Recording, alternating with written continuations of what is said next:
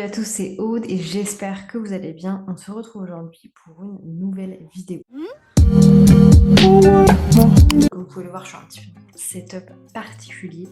J'ai décidé de m'acheter un bras pour mettre mon micro. On va voir ce que ça donne aujourd'hui. N'hésitez pas à me dire en commentaire au niveau de la qualité vidéo des tutos, si ça s'améliore, si vous préfériez avant. Si vous préfériez avant, désolé, mais bon. Mais voilà, donc normalement ça devrait être de mieux en mieux. Mon but c'est que ces tutos soient faciles à voir et faciles à écouter. Bref, je fais un petit rappel très rapide. Donc à partir de maintenant, tous les mardis, on aura une vidéo un petit peu plus tournée lifestyle, business. Et tous les vendredis, on aura du coup un tuto comme celui-ci, que ce soit sur Google Agenda, sur Notion, voilà, il va y avoir un petit peu de tout. N'hésitez pas à me dire en commentaire s'il y a des sujets particuliers qui vous intéressent à ce moment-là. Je pourrais en faire des tutos. Je vous propose qu'on démarre directement sur mon écran d'ordinateur. Donc comme vous pouvez le voir, on y est là, on est dans le tournage Google Agenda et c'est du coup parti. On va voir aujourd'hui plusieurs choses. J'ai envie de vous parler de la manière dont moi, est-ce que je m'organise, mais également potentiellement les informations intéressantes qu'il va y avoir vis-à-vis de Google Agenda. Mais on fera un petit point aussi sur mes conseils au niveau organisation tout simplement. Donc comme vous pouvez le voir, on est aujourd'hui le 5 août. J'ai envie de vous présenter un petit peu en fait la manière dont moi je m'organise, la manière dont personnellement je vois les choses au niveau de mon organisation. Donc pour les gens qui ne me connaissent pas, vous pouvez Instagram juste ici. Donc je suis experte en organisation, en productivité, ça c'est vraiment mon daily basics, je fais ça vraiment tous les jours. Donc on va commencer très rapidement histoire que cette intro ne prenne pas 3 heures. On va aller directement sur le côté gauche où vous allez pouvoir voir mes agendas. Donc comme vous pouvez le voir, j'ai énormément d'agendas. Il faut savoir que j'ai beaucoup d'activités, donc au-delà d'avoir beaucoup d'activités, j'ai beaucoup de pôles en fait business dans mon entreprise avec la création de formation, avec les coachings, avec YouTube, avec Instagram, etc. Donc c'est vrai que j'aime bien pouvoir détailler le plus possible et du coup également me permettre d'avoir le plus de clarté dans mon business. Donc on va faire un petit tour au niveau de mes différents calendriers. Dans un premier temps, on va avoir Busy Making Money. Busy Making Money, c'est tout simplement le calendrier que j'utilise un petit peu au quotidien pour pouvoir mettre des tâches qui ne rentrent pas à l'intérieur d'une tâche particulière, qui font vraiment partie en fait de mes CEO Day, c'est-à-dire c'est les jours où je travaille sur mon business et non pas sur des tâches externes pour mes clients. Ensuite, on va avoir Instagram. Bon, bah là, je vous apprends rien, c'est tout ce que je vais faire par rapport à Instagram. Ça va également me permettre en fait de savoir quand est-ce que j'ai des posts programmés qui sortent. Donc, j'ai eu tendance dans le passé à beaucoup programmer mes posts et en fait, pour éviter d'oublier quand est-ce que ça sortait, je les programmais également sur Google Agenda. Ça me permettait d'avoir de la visibilité. Ensuite, on va avoir mon pôle marketing. Donc là, c'est à chaque fois que je vais travailler sur tout ce qui est site web, page de vente, copywriting, ce genre de choses. Ça va se retrouver ici ou vidéo de vente par exemple. Ensuite, on va avoir la partie Notion. Bon, forcément, je passe beaucoup de temps sur Notion, que ce soit pour moi-même, pour la création de nouvelles templates ou pour la création de templates pour mes clients. Donc forcément, ça fait partie d'un des espaces particuliers, d'un des agendas particuliers. Ensuite, on a YouTube. Donc YouTube, c'est tout ce qui va être les tournages, les montages, mais également les moments où il va y avoir une nouvelle vidéo qui sort. La partie coaching, c'est tout simplement la partie coaching, c'est quand j'ai mes coachings. Ensuite, on va avoir la partie appel. Donc là, c'est en fait avec les personnes que je vais appeler, mais qui ne sont pas forcément en coaching avec moi. Donc ça peut être des appels qui vont être stratégiques, ça peut être des appels de découverte, ça peut être des appels avec mes business friends, etc. Ensuite, on va avoir task client. Donc ça, c'est quand je travaille pour mes clients, que je fais quelque chose pour eux, que ce soit au niveau de Notion, au niveau de leur organisation, mais également les envois de mails récapitulatifs, voilà, quand j'ai certaines tâches pour eux. Ensuite, donc là, on a vraiment toute la partie un petit peu business, contenu et du coup, gestion de mes clients. Et ensuite, on va avoir les 3 pôles formation, donc méthode fondamentale, Get Your Own Shop, recruter, intégrer et l'idée des personnalités. Ce sont les 3 formations sur lesquelles je travaille, qui existent ou que je suis en train de refonter ou sur lesquelles je suis en train de faire des modifications. Donc elles sont toutes là, elles ont chacun leur agenda. Ensuite, et on va avoir les 3 derniers pôles qui sont du coup Cadillac, Limitless et administratif. Administratif, je ne vous en prends rien, c'est de l'administratif. Cadillac, c'est mon pôle perso. Pour X raisons, peut-être qu'un jour je vous le dirai, j'appelle tout Cadillac. Voilà, c'est comme ça, mon disque dur s'appelle Cadillac, absolument tout s'appelle Cadillac. Donc Cadillac, c'est tout ce qui m'est personnel. Et ensuite, Limitless, c'est tout ce qui va être le sport. Donc ça, c'est vraiment pour mes agendas. Ensuite, comme vous pouvez le voir, j'ai beaucoup d'agendas, ce qui fait aussi que j'ai beaucoup de couleurs. Comme vous l'avez sans doute vu dans beaucoup de vidéos sur Google Agenda, les couleurs du Google Agenda sont extrêmement criardes. C'est-à-dire qu'elles sont très dures à voir à l'œil nu, elles font mal, on n'a pas envie de les utiliser. Donc c'est pour ça que moi j'ai décidé d'utiliser d'autres types de couleurs, des couleurs qui sont beaucoup plus agréables à voir. Donc potentiellement c'est pas les couleurs de mon branding par exemple, mais voilà, ça me permet d'avoir des couleurs beaucoup plus agréables à regarder. Comment est-ce que j'ai fait ça? J'ai tout simplement, absolument comme toute la planète YouTube, été sur colors.co. Colors.co, c'est en fait un espace qui va vous permettre, qui va vous proposer tout simplement des palettes de couleurs qui vont bien les unes entre les autres. Vous pouvez bien évidemment déjà mettre certaines de vos couleurs juste ici, donc avec leur code hashtag X. Et du coup, ça vous permet en fait de voir toutes les couleurs qui pourraient s'assembler avec vos couleurs à vous. Et ensuite, vous choisissez votre palette et il vous suffit tout simplement de venir cliquer sur le numéro, ça vous le copie automatiquement et ensuite vous pouvez l'ajouter sur Google Agenda. Petit bémol par rapport à ça, ne perdez pas trop de temps sur ce genre de choses. Moi, par exemple, j'ai sélectionné celle-là et après je suis allée prendre 2-3 couleurs en plus dans des tons pastels. Pastel, c'est pas du tout ma cam, dit-elle avec un t-shirt pastel, mais c'est plus parce que c'est des couleurs qui sont faciles à regarder et on en discutera après, mais votre Google Agenda, vous êtes censé beaucoup le regarder. Très bien pour la partie du coup agenda et couleurs. Maintenant, j'ai envie qu'on parle tout simplement de blocs de temps et de routine. Donc les routines, j'en parle énormément sur cette chaîne. Les routines, c'est quoi? C'est tout simplement des moments de votre semaine, de votre journée que vous allez mettre en place et qui vont vous permettre deux choses. La première, c'est tout simplement de gagner en énergie. Vous ne faites pas des routines pour perdre en énergie. Vous faites des routines parce que c'est quelque chose qui va vous donner de l'énergie. Tant ça peut être des choses actives, c'est-à-dire faire du sport, faire de la marche, prendre une douche froide. Tant ça peut être des choses extrêmement calmes. Par exemple, faire du yoga, faire de la méditation, faire de la lecture. C'est à vous de voir. Ou ça peut être un mix des deux. Par exemple, moi, ma routine, c'est de lire et ensuite de faire mon sport. Donc c'est un mix des deux.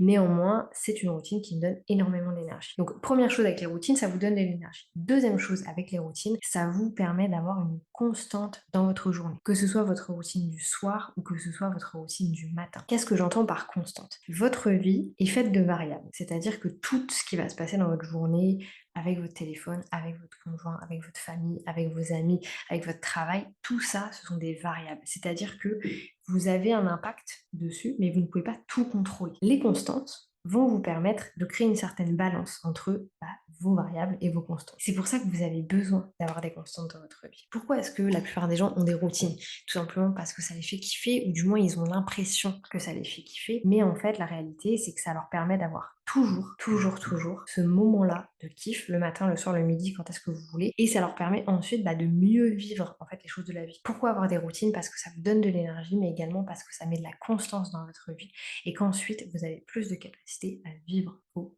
variables. Donc moi je vous conseille énormément d'insérer vos routines à l'intérieur de votre agenda. On va juste aller voir la semaine prochaine pour que ce soit plus visible. Soit moi j'ai beaucoup de choses, donc forcément ça va être un petit peu confus pour vous, mais par exemple les routines que je vais avoir, j'ai toujours mes checks clients le lundi et le jeudi matin. J'ai ma weekly organization, c'est-à-dire que je regarde tout mon Google Agenda le lundi matin. Je vais également avoir mon sport, donc comme vous pouvez le voir, une séance, deux séances, trois séances, 4 séances qui sont à chaque fois du coup les mêmes jours, c'est les mêmes séances, j'ai un programme, je suis une routine extrêmement spécifique par rapport au sport. En soi, je n'ai pas rajouté ce que je fais juste avant, c'est-à-dire boire mon café et mon jus d'orange en lisant un chapitre de Agatha Raisin. C'est un livre que ça fait 2 ans que je lis ça, j'ai tous lu, je relis, etc. Et ça me permet vraiment d'avoir cette constante, cette routine dans ma vie. Donc ça, c'est vraiment primordial. Moi, ce que je vous conseille dès maintenant, c'est de vraiment mettre vos routines. Si je devais aller encore plus loin, potentiellement, écoutez, j'irais mettre que je fais ma lecture le matin, que le midi de 13 à 14, je regarde des vidéos YouTube pour faire autre chose que de penser au travail, etc. Donc hyper important de venir mettre vos routines et de venir les mettre aussi du coup sous bloc de temps. Par exemple, je vous parlais tout à l'heure de Cadillac, qui est mon truc personnel, où je mets tous mes trucs perso. Par exemple, dans Cadillac, ce dimanche 14, on a cooking. Donc tous les dimanches matins, quasiment tous les dimanches matins maintenant, je vais faire mon tour au marché, j'achète mes petits trucs et après je fais mon cooking, je fais du batching cooking, ça m'évite de faire la cuisine le reste de la semaine. Mais tout ça, en fait, est calculé. Néanmoins, je ne suis pas là un dimanche, il n'y a pas de souci, je ne vais pas me prendre la tête parce que je ne peux pas le faire. Je le mets de côté et puis c'est pas grave. Donc moi, je vous conseille vraiment d'utiliser ce concept-là pour tout simplement pouvoir gérer un petit peu mieux vos constantes et vos variables dans votre journée. Et ensuite, il s'agit tout simplement de venir mettre des blocs de temps suivant ce que vous avez de prévu et surtout de récurrent dans votre semaine. Si vous regardez le mardi et le vendredi matin, donc comme vous pouvez le voir, il marque bilan YouTube et Google Agenda, il y a tous les deux une petite caméra et ils appartiennent tous les deux en fait à l'agenda YouTube. C'est tout simplement que je sais vis-à-vis de mon calendrier éditorial que mardi 9 et vendredi 12, je vais avoir une vidéo sur Google Agenda et sur mon bilan YouTube. Donc là, on est une semaine avant, c'est pour ça que je la filme maintenant. Ça me permet d'avoir des blocs de temps. Ça me permet également de pouvoir mettre des blocs de temps au niveau de tout ce qui est coaching et appel. Donc, comme vous pouvez voir, je passe quand même relativement pas mal de temps au téléphone. Là, en soi, la semaine prochaine, elle est quasiment vide, mais vous allez voir qu'elle va se remplir petit à petit. Et du coup, ça me permet vraiment de créer certains blocs de temps, de savoir aussi quand est-ce que j'ai des journées pour moi. Par exemple, mercredi, vendredi, je sais que je vais pas avoir d'appels. Essentiellement, je sais que je vais avoir des appels au fil du temps, mais je vais essayer potentiellement de me garder une journée où je n'aurai aucun appel et ce sera un petit peu mon see you day, par exemple.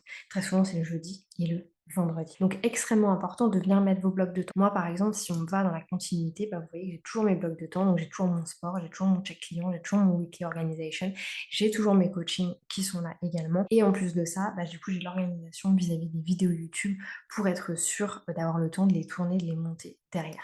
Et si on continue, c'est tout le temps la même chose. Donc en fait, j'ai vraiment une constante. Donc là, par exemple, on a un petit comptabilité qui vient se mettre gentiment aussi. Je vais toujours avoir les mêmes choses dans mon agenda. Moi, ça me permet d'avoir vraiment beaucoup plus de visibilité. Si aujourd'hui je parle à des gens qui sont par exemple dans le métier de la formation des coachings, je vous conseille énormément de mettre un moment, mettre une date, mettre un créneau où vous allez toujours appeler les personnes. Ça vous permet d'avoir énormément de constance. Moi, je sais que Anne-Catherine, je l'ai absolument tous les lundis après-midi et il n'y a même pas du coup de questions à se poser d'une semaine à une autre. On sait exactement quand est-ce qu'on s'appelle. Alors bien entendu, je suis flexible. Demain, j'ai un client qui peut pas me voir le jour où c'était prévu. On s'adapte.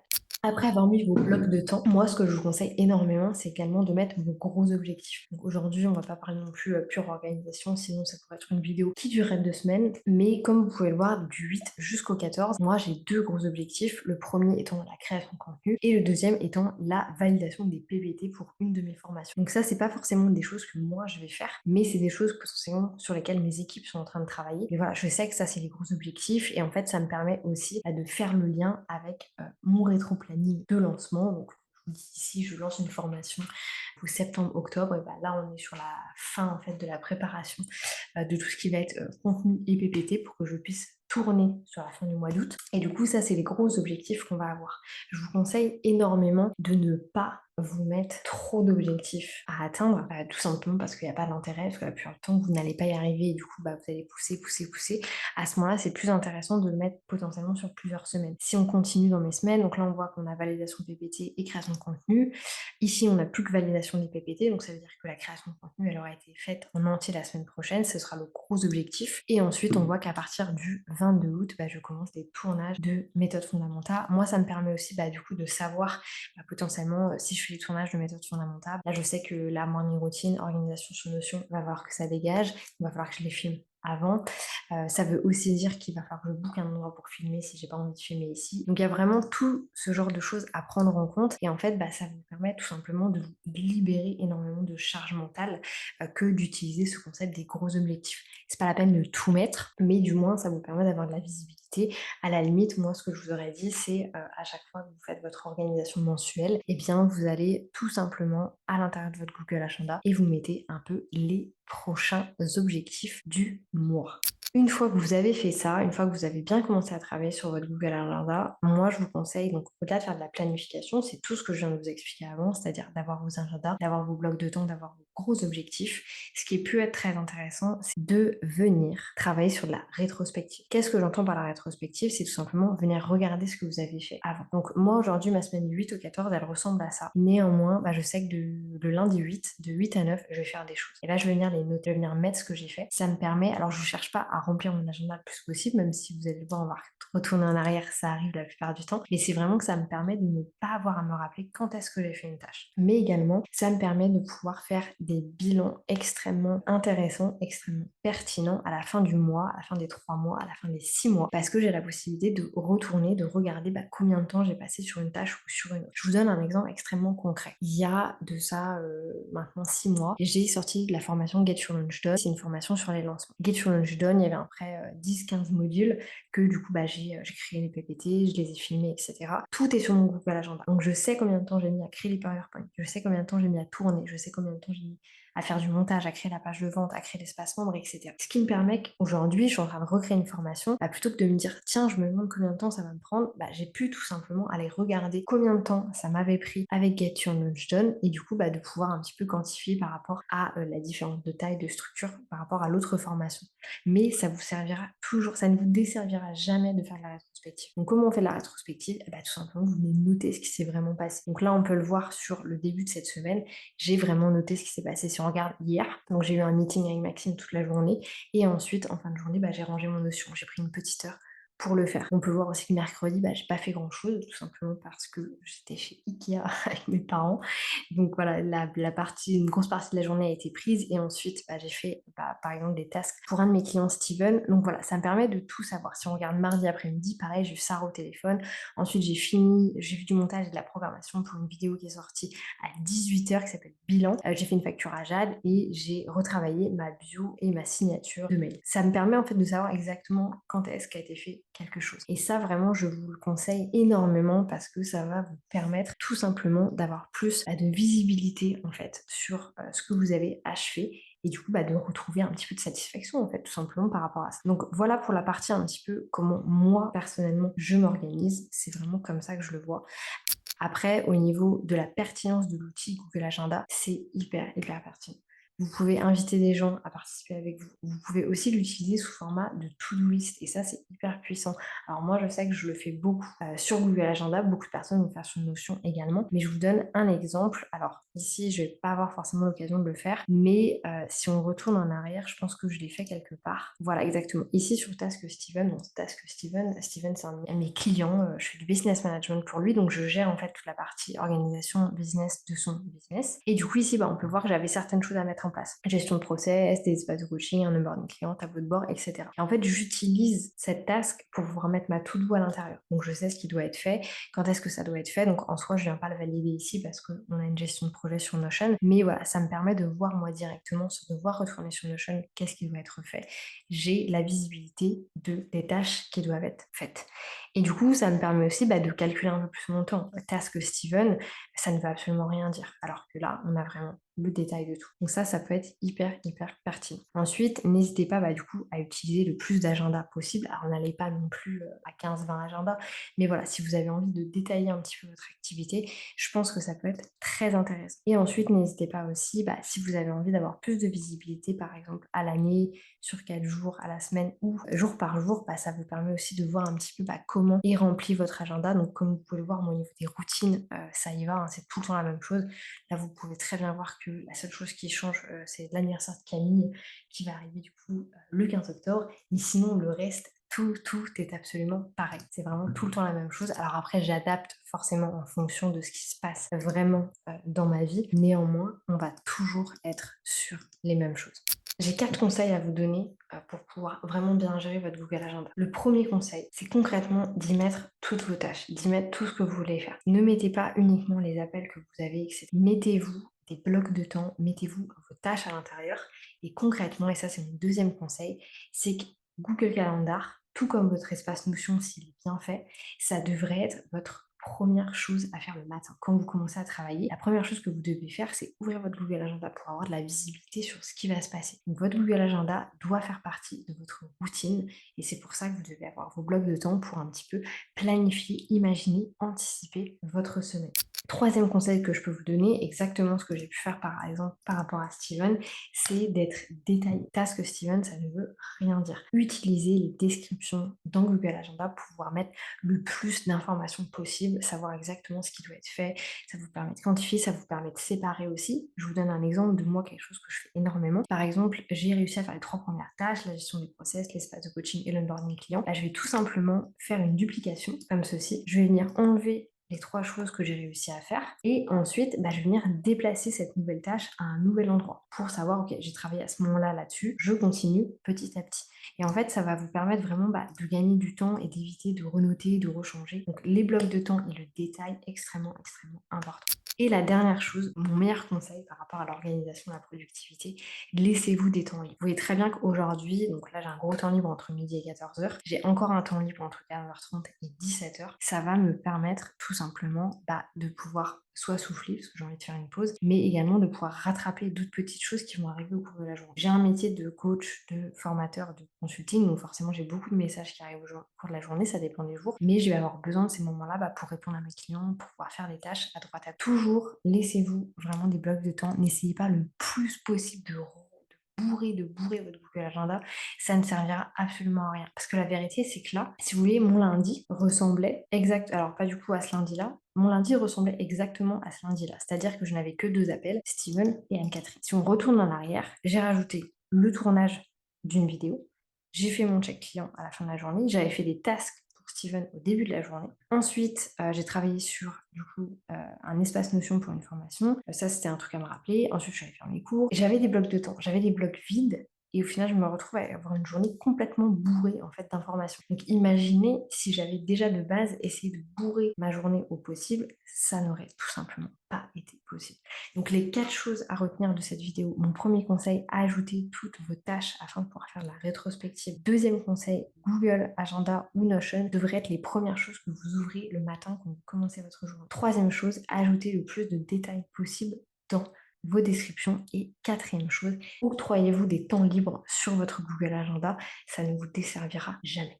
Merci à tous d'avoir suivi cette vidéo sur Google Agenda, ça m'a énormément plu de vous montrer un petit peu plus mon univers, de vous montrer un petit peu plus mon organisation au quotidien.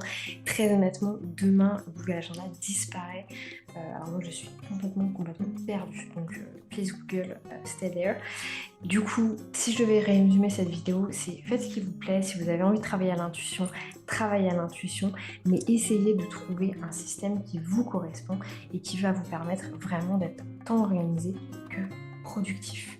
Si cette vidéo vous a plu, n'hésitez pas à vous abonner, me mettre un petit pouce bleu et un petit commentaire, ça aide beaucoup la chaîne à se développer. Si vous avez d'autres questions en ce qui concerne Google Agenda, ce sera avec plaisir pour moi d'y répondre en vidéo, donc n'hésitez pas à les poster directement dans les commentaires. Sur ce, je vous souhaite une très bonne journée et je vous dis à bientôt.